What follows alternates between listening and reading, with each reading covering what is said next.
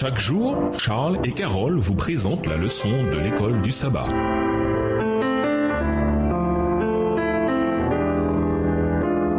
Bienvenue dans votre émission. Dieu nous parle. Nous voilà à la leçon 7, à l'un de ses plus petits. Étude de la semaine, Luc 4, les versets 16 à 19, Ésaïe 62, les versets 1 et 2, Deutéronome 15, verset 11, Matthieu 19, les versets 16 à 22, Luc 19, les versets 1 à 10, Job 29, les versets 12 à 16. Verset à mémoriser. Alors le roi dira à ceux qui seront à sa droite, « Venez, vous qui êtes bénis de mon Père, héritez le royaume qui a été préparé pour vous depuis la fondation du monde. » Matthieu 25, verset 34.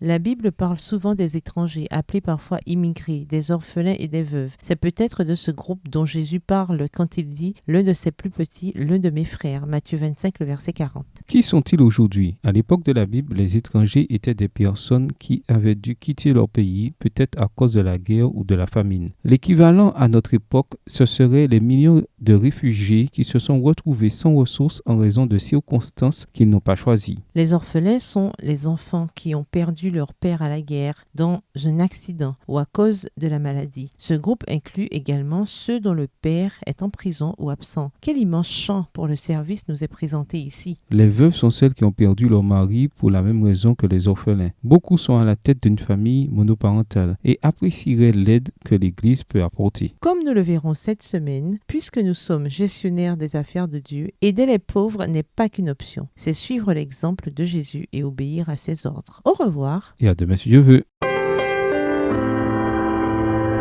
Dieu nous parle.